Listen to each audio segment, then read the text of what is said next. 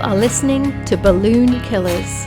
I'm your host, Chrissy Riley, and each episode I'll be talking to someone from the world of cowboy mounted shooting, which is one of the most exciting and fastest growing equestrian sports. Hold on to your hats because it's going to get western.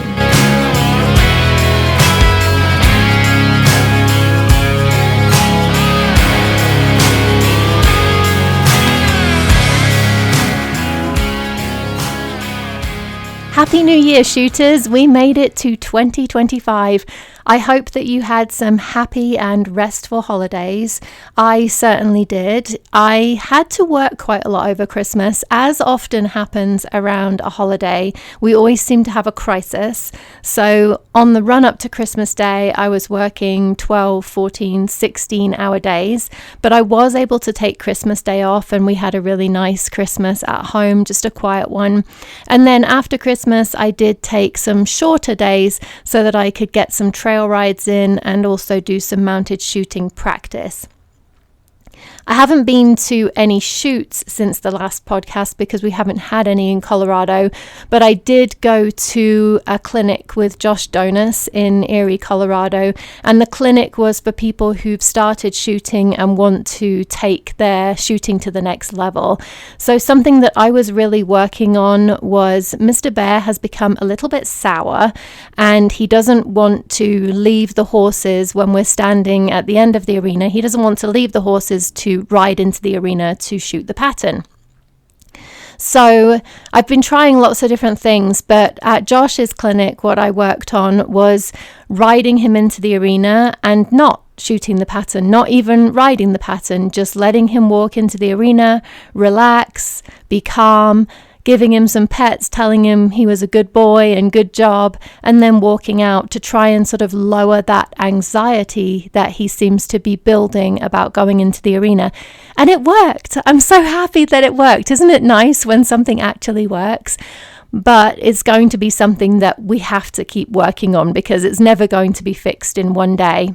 I also trialed the Balloon Killers January challenge in December just to see how it would all work out. And I did a lot of dry firing practice on and off horseback. I did some riding and shooting drills using drills that Dee Chapman has shown me and also some from Kenda's book. I did some analysis of videos of my runs for the successes specifically.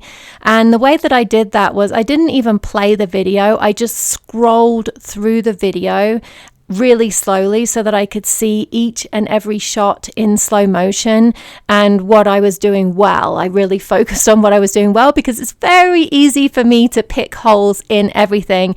And something that I noticed that I do really well is as I'm coming over the timing line, I've got my arm really nice and straight, pointed at the target all the way to that first target. And so that was something that, I don't know, it just made me feel really proud of my progress. And I really do feel like focusing on the successes is going to help me do better. And of course, it's not just me that's getting better from all of this practice.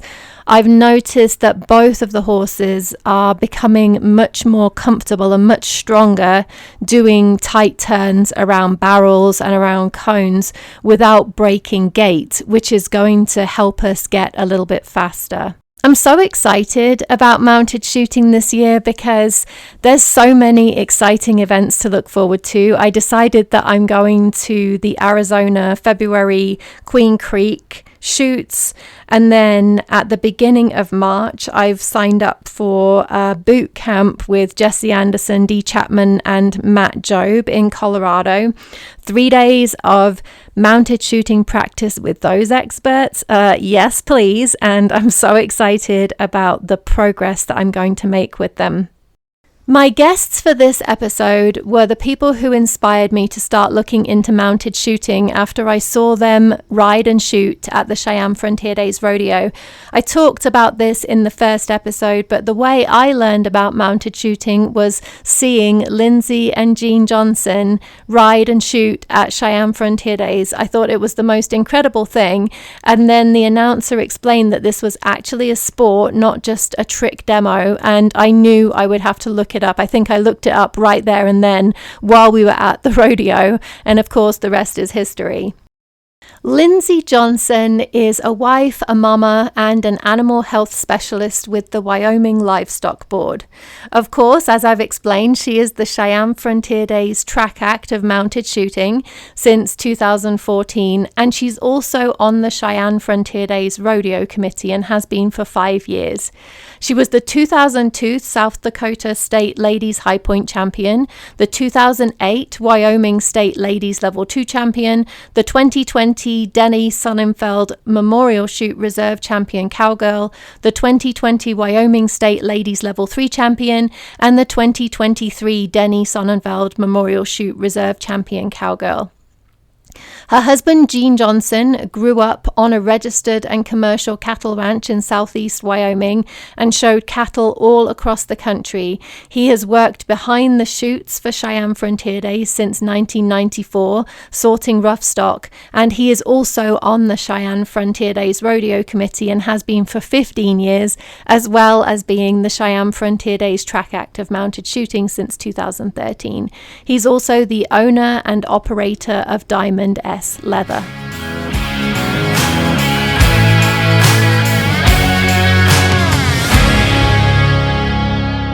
So we just started a new year, but how was the last shooting year for you both? What were some of your successes and challenges? Well, for me, the biggest challenge was I had to retire my good mare, Sushi. She had some health issues this spring. She's 23 years old and it was time to retire her. And Gene and I have got a backup horse that both of us have tried using as a main match horse. And for level 4s, either men or women, he just doesn't quite have the speed for main match horse. And I tried using him the majority of this year. And towards the end of the summer, Gene let me take over his good gray horse that he's been using to start on his younger horse. Yeah, I just working on that jet is what I've been trying to do. So last year I pretty much took my lumps. It wasn't a very good year because I was on the young horse. So young shoot, he's an older horse, but young to shooting. It seems like that's sort of pretty common from the people that I've interviewed so far too. Like you have years where you're just really focused on competing because your horse is competitive and you're at that point. And then you have years where you're bringing on new horses and you really have to slow down and kind of step back from being so competitive to get those horses ready. Yes, absolutely. We've gone through several years of having good competitive years and other years where we're just trying to get horses going and trying to find one that actually works for us. So tell us about how you both got into mounted shooting. I got exposed to it in the late 90s when it first got started as a sport. I grew up in South Dakota and one of our neighbors was in it and had asked my mom to come down and time for them. Because way back then, they just were handwriting all the times and using stopwatches and everything. So they asked my mom to come and help, and my mom got interested in it. So then we started in on it, and my siblings and I were the balloon crew way back when. And then in 2001, I started to compete. Finally had some horses that I could use. I never even knew the sport existed until I met Lindsay. That's how I got into it. Lindsay's been into it for a long time then. I didn't realize you'd been doing it for so long, Lindsay. Yes. There were probably 7-8 years that we didn't compete just as we got married. Real life takes over, and it was after Michael was born when we kind of got back into it again. And so, but yeah, I've done it since 2001. And now Michael's competing as well. Yes, he is. It's fun to watch him come up. I've been enjoying watching him as well, actually, with Mr. Brown. It's Mr. Brown, his horse, right? Yes, Mr. Brown. Sassy little pony. So you've been doing it for a long time, Lindsay, and it sounds like you've been doing it for quite a while as well, Gene. What is it that you both love about the sport? It's something that we can do as a family, which is really nice. And we can go on the weekends and play all together. And then for me, it's combining my love of horses and guns. I grew up hunting with my dad, and combining those two, that's a big part of what I love, and all the other people that we meet along the road. And for me, it's the same thing. It's something we can do as a family. And then I played sports and showed cattle and played football in college. So it's something that's competitive, and with different classes, you're always competing against someone that's close to your level. Yeah, and the ability to move up. One of the things I loved about mounted shooting was that there's an entry point for everybody, because you always start at level 1 and you can move up as fast as you're ready to move up. You know, if you've got a good horse, or you're a really strong rider, or you're really familiar with guns, you move up really fast, and the sport allows for that. Yeah. When we took the big break, I had a horse that was started, and then we took the big break, and my old good grade horse only got a couple years of use out of him, but that's another thing, is I get to be with the horses and working with horses. So, well, it was seeing you both shoot at Cheyenne Frontier Days that inspired me to get into the sport. So I can't thank you enough for that. I initially thought when I was watching it that it was some kind of like trick riding or trick demo. And then the announcer explained that it was a sport. And I saw you shoot there again this year, and it was just really cool to watch it with the new lens of understanding the sport and being a competitor myself. But tell us how you got involved with the Cheyenne Frontier Days rodeo. I started sorting bucking bulls and horses and pinning back somewhere around 1995 or 6 or something. And then I was just sort of with a friend back there, and they said, "Oh, can you help?" So I started helping. And then a friend of ours, Bill Obermeyer, was working back there, and he said, "Well, can you come back next year?" And then every year I was there, and my main deal was sorting all the bucking bulls and pinning the bucking bulls back. And then I got hired by Harry Bold. Kirsten Bold hired me to run the whole back pins for Bold. So during the rodeo, she was up front, and I did everything for him in the back. And then as we went along, I got the rodeo committee, since I lived here, asked me to get on the rodeo committee. So I got on the rodeo committee, and just in meetings and stuff, you learn that when we put on this rodeo at Cheyenne, it's a 3-ring circus. We have to have something going on at all times, even in the new age of everybody's got a cell phone and they're constantly watching the video. So you got to have something to keep the people in the stands engaged in what's going on. So we were looking for ideas as a rodeo committee to fill spots, and the chairman by the name of Matt Jankowski asked me, he says, during when they set up the barrels for the barrel race, how long would it take you to shoot? I'm like, well, a normal pattern, if it's just up and back, like 12 seconds. And he goes, well, if you stretch it out, and I'm like, 15 seconds. So it takes a little longer because we're doing a full 400-yard. We're actually doing 2 400-yard sprints. So it takes a little longer than that. But the first year, halfway through the week, the general chairman came up to me and said, well, we really like what you're doing, but want you to change something. I'm like, what's that? And he goes, you're too fast. You need to make it last longer. And I'm like, well, I don't know how to make it last longer. And that year, Lindsay couldn't shoot with me because Michael was born July 8th, and that was 2 weeks before Frontier Days. So then the next year I said, well, I can make it last a little bit longer if we both shoot. And that's how both of us got involved shooting based on the track. So it was to help with to keep the 3-ring circus going and fill a spot where there was downtime. That's awesome. And I love that in doing that, in filling that spot, you are inspiring people like me to want to pick up the sport. And I can tell you, from my perspective, it looks incredibly fast. I would highly recommend that anyone listening try and find a video of it online, because it's very impressive. A big arena we shoot at is 200 feet long. We have 200 feet before even the first balloon sometimes. So by the time you get that first balloon, if you let your horse run, we're moving faster than we ever do in a competition. Now, granted, we space them out a little farther, because we're trying to get it so everybody in that whole grandstand can see. So I think our targets, instead of 36 feet, like on a rundown, we're at 45 feet. 45 feet in between. When I first started, and I was getting into it, it's like, wow, this is hard to do. But now, after we've been competing enough now over the years and stuff, even with my rifle, we have to tell ourselves to wait. We don't shoot too early because they're far enough apart, we're in the habit of the 32 foot, 36 foot rundown. But the 45 now, even with the little running a little faster, you have to consciously tell yourself to wait. Yep. And that's right. You do, isn't it one run that you do with pistols and one run with rifle? Is that right? Yeah.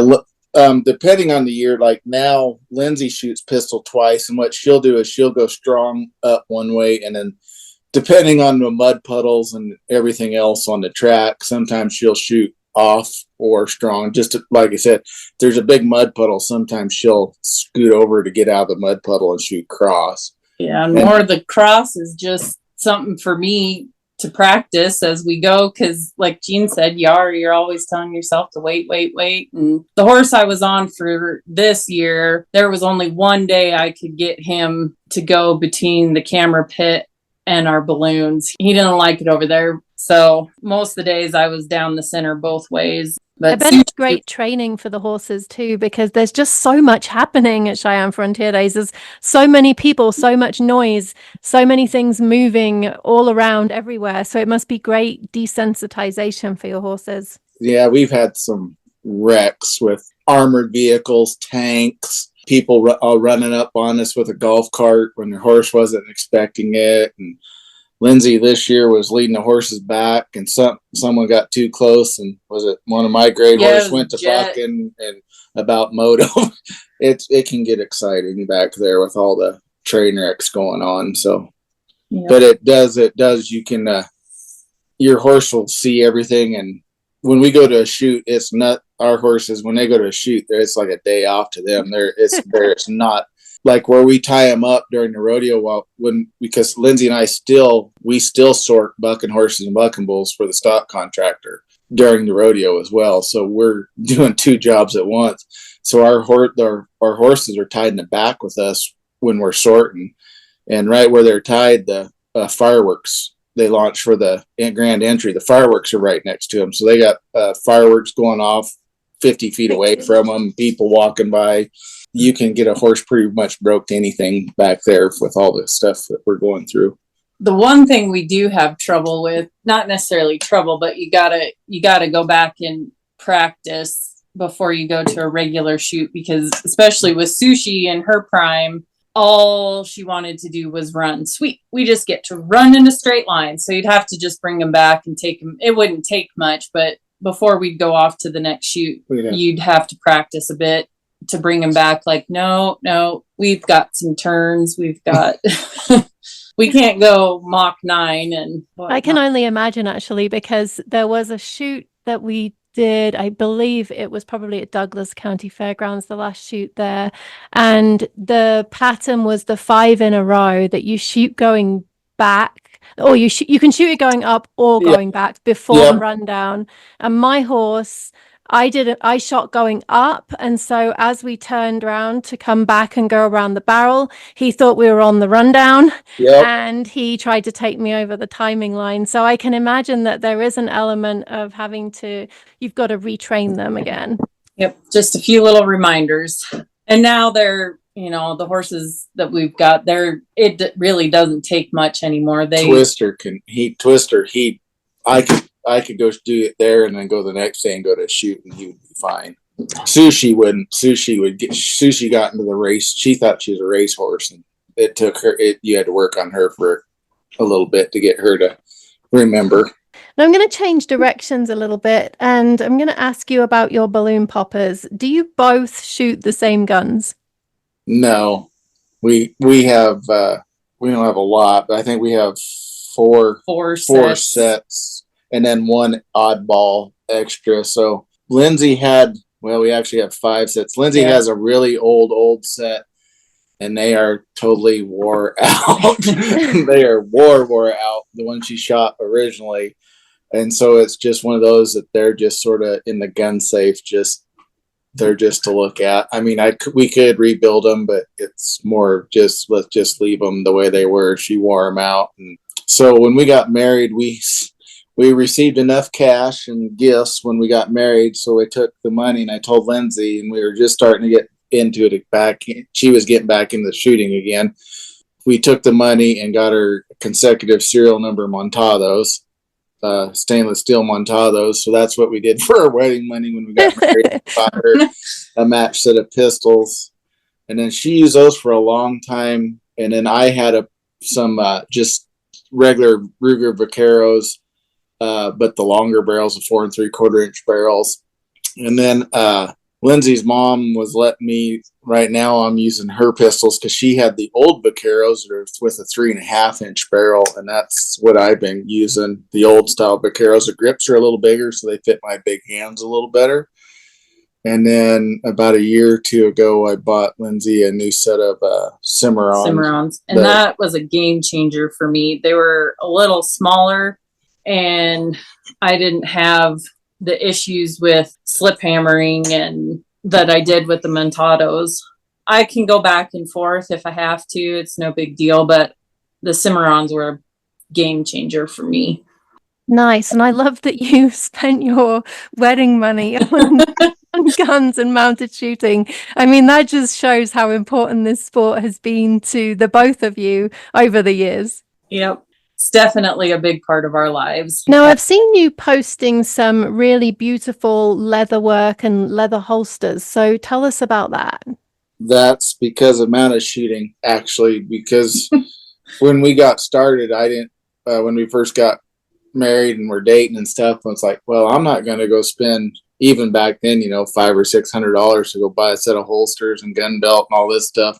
And I had bought, I think, just a belt with no holsters, and I just bought some holsters from, I don't know, somewhere and they weren't really mounted shooting holsters and stuff. But and we were at a shoot, and I was talking to Denny Sonnenfeld, which is Deb Hardy's dad, and he was one of the ones that was in the very beginnings of the mounted shooting. And he's like, you grew up on the ranch? I'm like, yeah. He goes, can you do some leather stuff? I said, well, yeah, I can fix, we'd fixed head stalls, and something happened to your saddle, you had to learn how to fix it. And I showed cattle, so I had my show halters and stuff. I had to work on those and stuff a little bit. And he told me, he gave me some pointers and said, just go to, and that back then it was Tandy Leather. It wasn't as much stuff on the internet that, at that time. So he goes, go to Tandy Leather. And he told me to get the leather to get. And he told me one of the books from Tandy says, it'll show you how to make a pattern, go make it. So I made my first set of holsters, and I competed with them for a long time. And I basically wore the one out. And so it wore it out. And then I got old and fat, so then, I was at a shoot, and a friend of ours let me play with his, I don't know, this is Rob Kibler's, the dump holsters. And so I went and bought a set, but all my leather work started because I was too cheap when I started out to go spend the money and made my own stuff. And then since then I've made most of my head stalls and stuff like that, breast collars I've made, Lindsay's chinks. I made some chinks for some other competitors and stuff, but I just keep learning every day. And now everybody's like, somehow I got to making purses, and now I'm making purses. I'm really impressed because the work that you're doing is really beautiful. You're a really accomplished craftsman. So the fact that you sort of fell on this by accident is really quite amazing. Yeah, I guess it's just because I'm cheap. And I get to be the guinea pig, and I appreciate it. The set of holsters that I have are the very first set that he made me. We need to do a new set this winter. They're finally starting to wear out. They're wearing out. They are that older style, but the angle on them is perfect, and my guns fit in there just right. And he finished them. We were headed to a shoot, and they dried on the dashboard of the pickup on the way to the shoot. So, and they're still, after all these years, they're still holding up just fine. So, well, if people are interested in seeing your work, where would they go to look at it? Facebook and Instagram. I have on Facebook it's Diamond S Leather, and Instagram it's Diamond S Leather Wyoming, I think is what it is. Yep, Diamond S Leather Wyoming. You have to ask Lindsay. Yeah. Well, I'll make sure that I post both of those in the show notes. So anyone listening who wants to take a look, and I would definitely recommend it, please take a look in the show notes at the links that I post. Thinking about shoots, what's the one shoot besides Cheyenne Frontier Days that you don't miss each year? Really, we've got two of them, and they're both ones that our club puts on, but they are the two shoots of the year that we really have the most fun at. And that's our Wyoming State shoot that's held in Lusk over Labor Day weekend. And then our Fort Robinson shoot in June that we host with Nebraska and South Dakota. I love the Fort Robinson shoot. I went to that shoot a couple of years ago. It was my first year of shooting, and that venue is just such an amazing place. You know, the history there is so incredible, and then the arena's lovely, and the stalls are really nice, and it's just a really fun shoot and a really nice place to do it. So what about your favorite patterns? You, Lindsay, you must have shot all of the patterns a million times. I'm sure you have too, Jean. What are your favorite ones? I don't know that I have necessarily a favorite. She has more of a least favorite one, probably. Yes. My least favorite of all of them, and I don't know why, but the candy cane is not my friend. But with Sushi, every run was a good run. It took us several years to kind of get in the groove. She's not an easy horse to ride. But once she and I had each other figured out, every run was great. I didn't always hit every target, but they were smooth, and she'd accelerate, and she'd quick turn, and even the longer ones, the long flowy ones, all of them were fun with her. And even all the horses that we have now, I enjoy them. I don't really have a specific favorite one. The Wink, number 4. It's just because I don't know. I like flying up there and just parking that horse and letting him sort of sit and see how fast you can rattle off those 5 on the Wink when they're right close, especially if they got them really tight. Just because it's how fast your finger can go is how fast you can make that one go. So that's why I like that one. It's funny you should say that, because I went to the Tombstone shoot this past weekend, and that was the very first pattern, and I absolutely destroyed it in a bad way. I had to go around it twice and I slip hammered twice, and definitely not my favorite pattern of the weekend. In fact, probably my least favorite pattern of the weekend. So the fact that you like that one shows that you are a very accomplished shooter. Well, what about the win that you're most proud of, and why? You both must have had a lot of wins over the past few years. Which one are you most proud of, and why? Mine it's a ladies 3 reserve from 2017. And that was a really hard class of ladies 3s that year. And it was at the Mid-Mountain Regionals. And all of the years that I had been working so hard with Sushi, we finally accomplished something. And we came in, like I said, that was a really tough class that year. And we came in second. That was huge for me. And then in 2020, I got my first ladies reserve overall. And that was pretty fantastic too. That's a big deal. Yeah, I was pretty excited. That was a very large shoot, and I worked hard.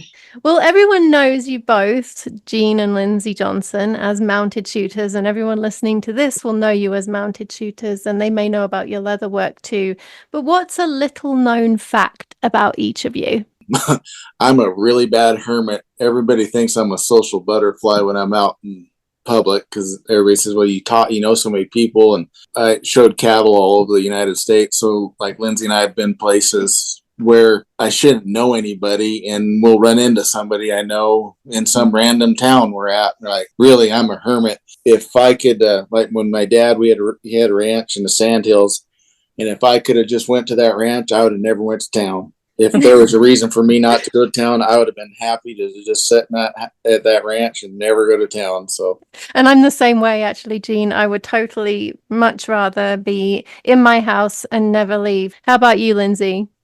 Oh, I don't know. I guess the biggest unknown fact of me and my biggest downfall is I hold my breath while we compete. I got over it for a long time, and Saturday when we were at the shoot, I started doing it again. So have to work on that. So when I come out of the arena and I'm breathing harder than my horse, that's why. So what about your plans and ambitions for the future? What are your plans for up and coming and for next? I would love to make it into the 5s, but in order to do so, I have to get in the groove with Twister. He is a really good horse and he's a lot of fun to ride, but I have to remember he is not Sushi.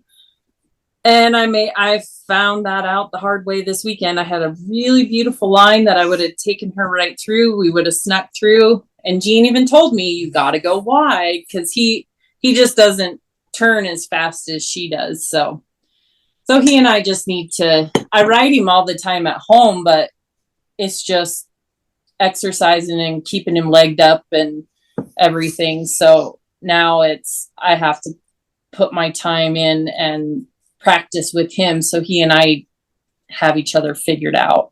Mm-hmm. I just want to get Jet finished and going. So that's he's starting. He's still, like this weekend, he sort of forgot the first course, and I knew he might do it, but he sort of forgot what the gunfire was. And so the first one, when it popped off, he sort of woke him up and he jumped a little bit, but then by the third shot, he was fine. And the rest of the day was good. And yeah, we're just got to get him to, I haven't asked him to go full speed yet at a shoot, but just hopefully here in the next month or well, hopefully by May, I'll have him going full speed. So yeah. He gets to step up to the big leagues in July. So well, that's exciting. And I will look forward to seeing you progress into level 5, Lindsay, and your new horse really bringing it out in July. Well, thank you both so much for taking the time to talk to me. It really has been such a pleasure, and it's been kind of like speaking to my idols, because you really got me started in this, and I can't thank you enough for that. Oh, that's really neat. Thank you. Thank you. And thanks for having us on. That means a lot to us.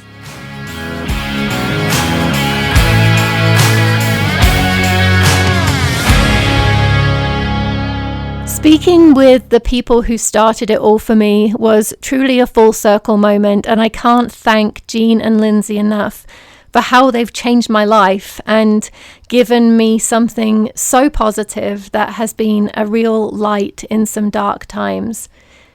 If you're doing the Balloon Killers January challenge, please keep it up.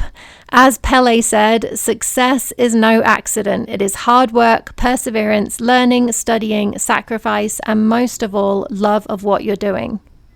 Feel free to let me know how you're doing, tag me in any of your posts, or feel free to email me with any updates. And as always, if there are balloon killers you would like to hear interviewed, please email me on balloonkillers@gmail.com. That's balloonkillers, all one word, @gmail.com.